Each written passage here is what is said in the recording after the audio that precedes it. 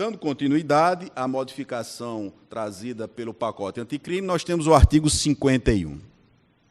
O artigo 51 menciona texto à esquerda anterior, texto modificado à direita. Transitado, vou ler ao que foi modificado. Transitado em julgado a sentença condenatória, a multa será executada perante o juiz da execução penal e será considerada dívida de valor, aplicáveis às normas relativas à dívida ativa da Fazenda Pública, inclusive no que concerne às causas interruptivas e suspensivas da prescrição.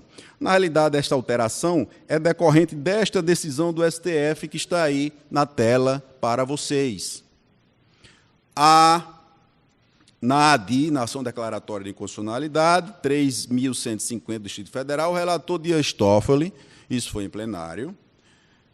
A decisão do STF foi no sentido de que a pena de multa, o Ministério Público é o órgão legitimado para promover a execução da pena de multa perante a vara de execução criminal, observado o procedimento descrito nos artigos 164 seguintes da Lei de Execução Penal. Caso o titular da ação penal devidamente intimado não proponha a execução da multa no prazo de 90 dias, o juiz da execução criminal dará ciência do feito ao órgão competente da Fazenda Pública, federal ou estadual, conforme o caso, para a respectiva cobrança na vara de execução fiscal, com observância do rito da Lei 6.830/80. Na realidade, vou retornar aqui para vocês, na realidade, o artigo 51 nada mais fez do que sintetizar o posicionamento do STF. Com relação ao artigo 75, do lado esquerdo, texto antigo, lado direito, o texto atual. Do lado direito, o tempo de cumprimento das penas privativas de liberdade não pode ser superior a 40 anos. Anteriormente, era 30 anos. O parágrafo 1º, basicamente, repetiu já o que já havia do texto anterior, só modificando o tempo de 30 para 40 anos. Né? Quando o agente for condenado a penas privativas de liberdade cuja soma seja superior a 40 anos, devem estas ser unificadas para atender o limite máximo deste artigo. Esta modificação não estava no projeto encaminhado pelo ministro Sérgio Moro. Esta modificação estava no projeto encaminhado pelo ministro Alexandre de Moraes. E qual foi a justificativa? Expectativa de vida do brasileiro.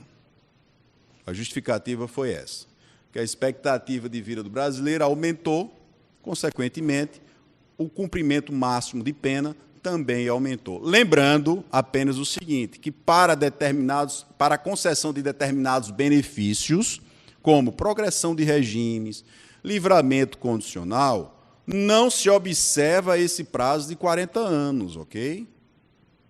Exemplo, o governador do Rio de Janeiro já foi condenado a aproximadamente 250 anos de prisão.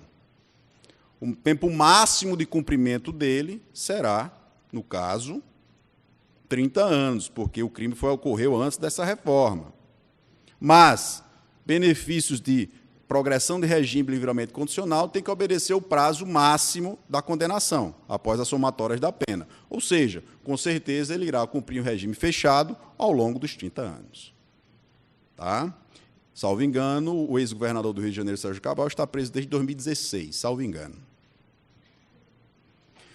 A alteração do artigo 83, que fala dos requisitos do livramento condicional. Do lado direito, há texto alterado.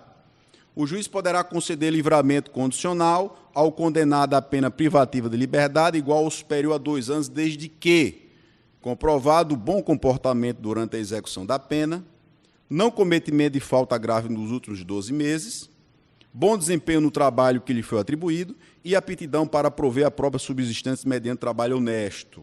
Na realidade, a finalidade deste artigo é restringir cada vez mais a concessão do livramento condicional.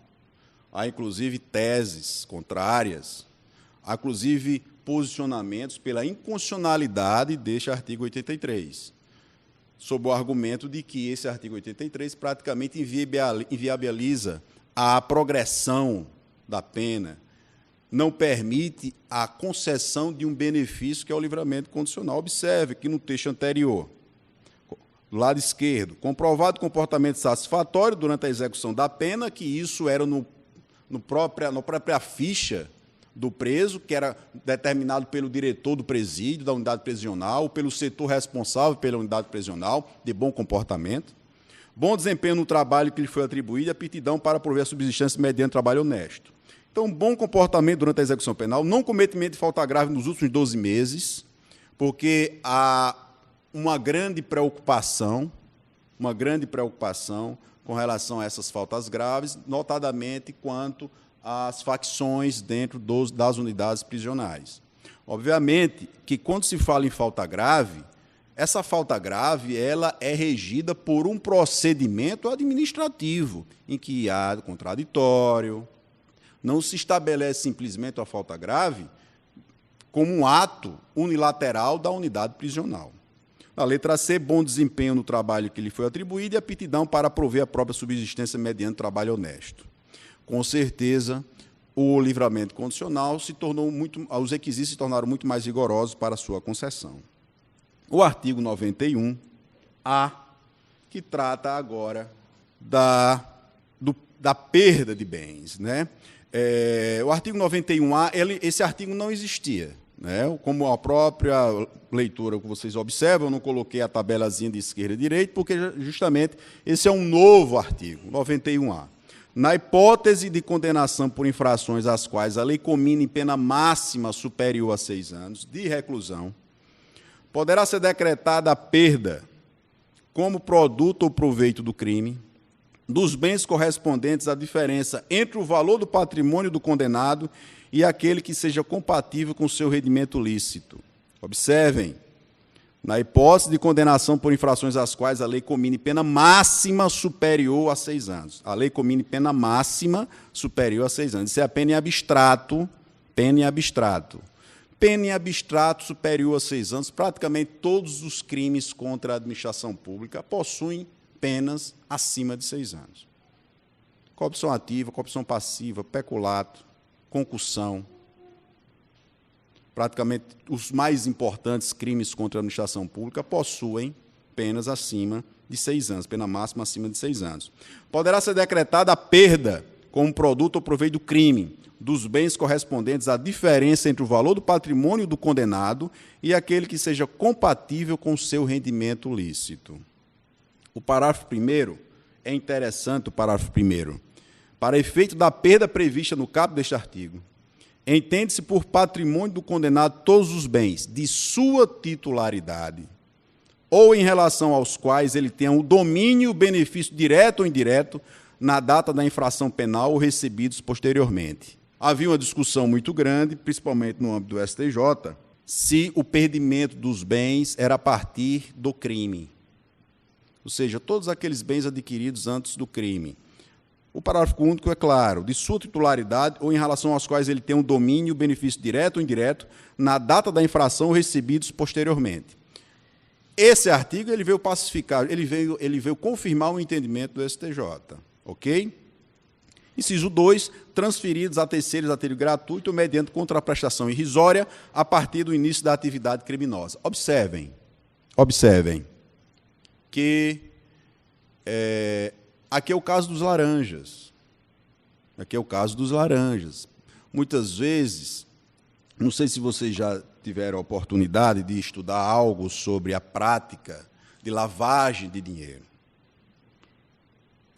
A lavagem de dinheiro é um mecanismo muito complexo que se utiliza de diversos instrumentos, principalmente os chamados instrumentos escalonados. Transferência de dinheiro em múltiplas contas. Você pega uma determinada quantia de tráfico, uma quantia de desvio de dinheiro público, e, a partir daí, você vai transferindo para diversas pessoas, e essas pessoas transferem para outras pessoas até se cruzarem num destino comum. A compra de determinados objetos. Vocês acham mesmo que uma vaca vale 10 milhões de reais? Vaca não tem CPF. Vocês acham mesmo que um quadro de Picasso vale 50 milhões de dólares? quadro do Picasso também não tem CPF. Então, qual foi o mecanismo encontrado para pessoas e empresas criadas de offshore para a lavagem dessas quantias? Foram criados instrumentos para que pudesse transferir este dinheiro de maneira lícita. Aí onde surgiram pequenas financeiras, que se transformaram em grandes financeiras, pequenas empresas de leilão, que se transformaram em grandes empresas de leilão. Qual era um dos mecanismos de lavagem de dinheiro do ex-governador Sérgio Cabral? Joias. Joias. Por que vocês acham que pedras preciosas são tão caras? Que é um dos instrumentos mais utilizados para a lavagem de dinheiro. Okay? Então, o sistema financeiro também foi criado para beneficiar este procedimento, este processo ilícito de lavagem de dinheiro. Então, essa legislação tenta justamente coibir ou diminuir o impacto na economia dessa atividade ilícita de lavagem de dinheiro. No parágrafo 2º, é uma verdadeira inversão do ônus da prova. Doutor Jonatas, tenho certeza que ele, inclusive a instituição da Defensoria Pública, vai ser contra esse parágrafo 2º. Por quê? Porque ele é uma inversão do ônus da prova. O Ministério Público não precisa provar a ilicitude daquela quantia. Ele apenas precisa provar um nexo causal entre o valor, entre o crime e o produto obtido do crime. Cabe ao acusado, de acordo com o parágrafo 2º, o condenado poderá demonstrar a inexistência da incompatibilidade ou procedência lícita do patrimônio. Então, ele poderá. Vocês se lembram que o Ministério Público Federal teve uma campanha imensa no Brasil sobre as 10 medidas contra a corrupção? Vocês se recordam disso? Pois bem, existia uma dessas medidas que era o quê? Era a criminalização do enriquecimento sem causa, do enriquecimento ilícito. Eram aquelas pessoas que tinham um determinado patrimônio, mas que recebiam uma renda anual de R$100 mil por ano e tinham um patrimônio de R$10 milhões. Não se poderia provar de onde vinha este dinheiro, mas pela lógica de receita e seu patrimônio, essa origem era ilícita. Havia uma presunção de ilicitude do patrimônio. Esse projeto não foi aprovado pela Câmara dos Deputados e acredita os senhores e senhoras que devem saber por quê.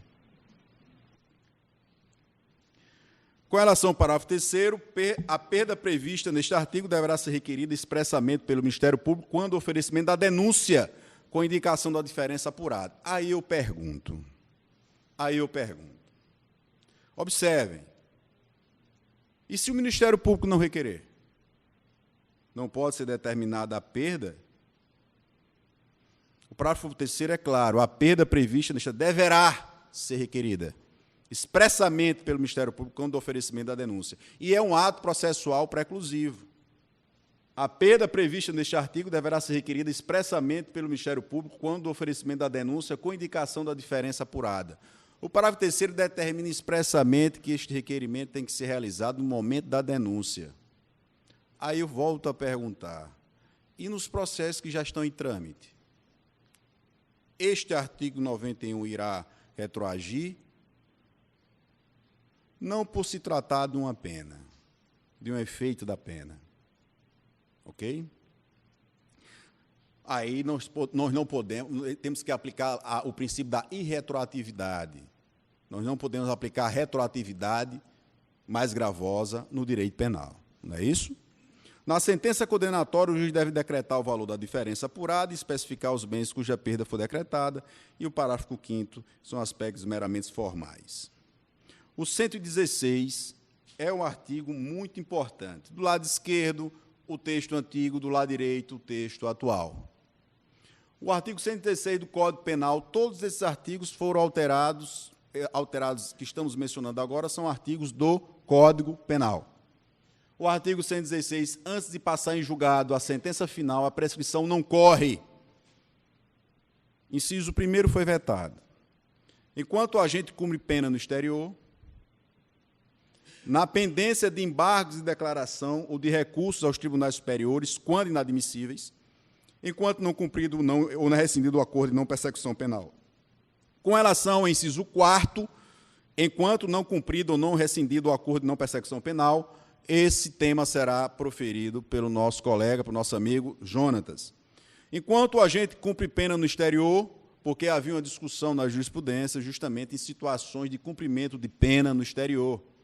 Pessoas que eram condenadas no Brasil e saíam do Brasil, estavam foragidos em outro país e porventura, eram presos em outros países, começavam a cumprir pena no exterior, e muitas vezes em situações irregulares, etc. Agora, o artigo 116 é claro: antes de passar em julgado a sentença, a prescrição não corre enquanto o agente cumpre pena no exterior e na pendência de embargo de declaração ou de recursos aos tribunais superiores, quando inadmissíveis. Esse inciso 3º irá gerar muito problema. Esses casos aqui são as situações dos processos protelatórios, daqueles recursos, né? Vocês já, quem tiver interesse, eu acho que tem até no YouTube e tal, na sentença que foi, na decisão que foi tratada a segunda instância, que o STF já mudou umas 4, 5 vezes, né? A última decisão do STF sobre a impossibilidade de prisão em segunda instância. O voto do ministro Barroso, em que ele traz um processo. Só de embargo de declaração foram uns 5. Então, os embargos de declaração são utilizados em... O que são os embargos de declaração? É um determinado recurso que é utilizado para corrigir uma omissão da sentença ou do acórdão. Aí se ingressa com embargo de declaração, aí a decisão é negada. Aí se ingressa, aí fica postergando. Ou seja, esse inciso 3º, a finalidade é, em situações como tais, a prescrição não corre. Aí a pergunta: em que casos ocorre a suspensão do inciso 2? Ocorre apenas quando os recursos não forem conhecidos, por não preencher os requisitos da admissibilidade? Quando você ingressa com o recurso, existe o chamado juízo de admissibilidade, em que o tribunal irá dar ou não seguimento. Ele recebe o recurso, irá analisar se cabe receber aquele recurso. Primeira providência. Em situações em que os recursos não preenchem os requisitos,